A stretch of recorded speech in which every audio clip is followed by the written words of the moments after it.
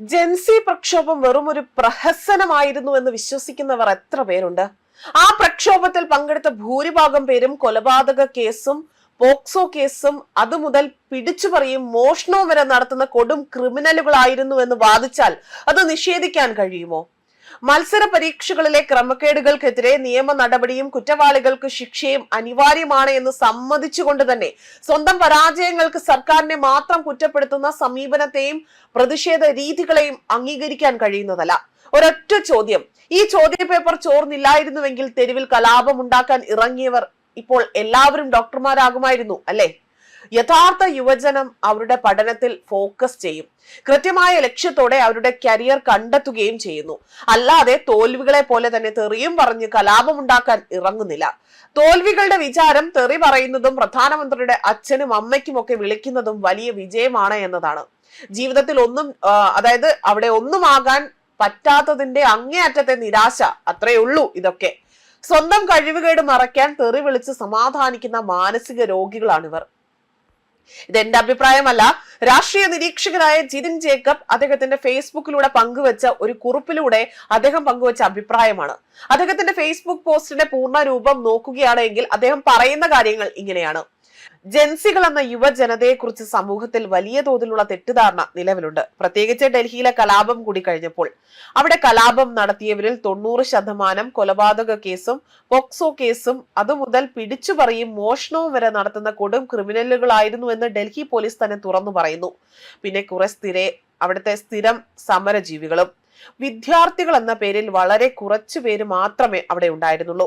സ്വന്തം പരാജയങ്ങൾക്ക് കാരണം സർക്കാരാണ് എന്ന് കരുതി അതിന്റെ ഫ്രസ്ട്രേഷൻ തീർക്കാൻ ഇറങ്ങിയ കുറച്ച് തോൽവികൾ, അത്രയേ ഉള്ളൂ. ചോദ്യപേപ്പർ ചോർച്ച ഇതിനു മുൻപും എത്രയോ തവണ ഇന്ത്യയിൽ ഉണ്ടായിട്ടുണ്ട്. നീറ്റ് പരീക്ഷാ സമ്മർദ്ദം കാരണം 2016 മുൻപേ തന്നെ ഏകദേശം 90-നടുത്ത് വിദ്യാർത്ഥികൾ ആത്മഹത്യ ചെയ്തിട്ടുണ്ട്. ചോദ്യപേപ്പർ ചോർച്ച ഉണ്ടായത് വലിയ വീഴ്ച തന്നെയാണ്. അത് ആവർത്തിക്കാൻ പാടില്ല. കുറ്റവാളികൾ ശിക്ഷിക്കപ്പെടുകയും വേണം. പക്ഷെ പഠിക്കുന്ന കുട്ടികൾ അതും ഒരു അവസരമാക്കി കൂടുതൽ മെച്ചപ്പെട്ട റാങ്ക്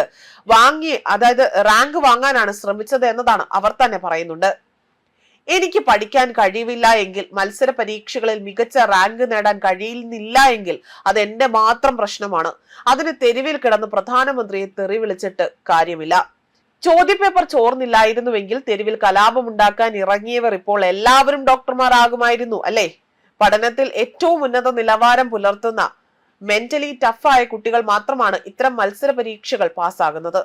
അതാണ് ഉന്നത വിദ്യാഭ്യാസം ഉണ്ടായിട്ടും ജോലി ഇല്ല എന്ന് പറഞ്ഞുള്ള മോങ്ങൽ. വാഴക്കുല പ്രബന്ധം കൊണ്ട് ഡോക്ടറേറ്റും അമ്മായിയുടെ ലോ കോളേജ് നൽകുന്ന ബിരുദവും ഒക്കെയാണല്ലോ ഇവിടെ പലരുടെയും ഉന്നത വിദ്യാഭ്യാസം. കയ്യിൽ സർട്ടിഫിക്കറ്റ് ഉണ്ടായിട്ട് മാത്രം കാര്യമില്ല. ഏതു ജോലിക്കും സ്കില്ലുള്ളവരെയാണ് വേണ്ടത്. നിങ്ങൾക്ക് ഒരു ജോലി വേണ്ട സ്കിൽ ഇല്ലാത്തതിന് സർക്കാർ എന്ത് ചെയ്യാനാണ്?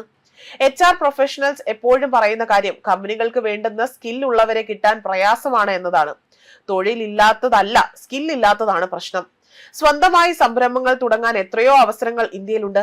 2.23 ലക്ഷം സ്റ്റാർട്ടപ്പുകൾ ഇവിടെ ഇന്ത്യയിൽ തന്നെ ഉള്ളത്.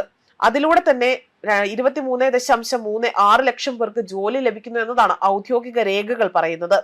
തെരുവിൽ കലാപവുമായി നടക്കുന്ന തോൽവികൾ ഇന്ത്യൻ യുവജനതയുടെ പ്രതിനിധികളൊന്നുമല്ല.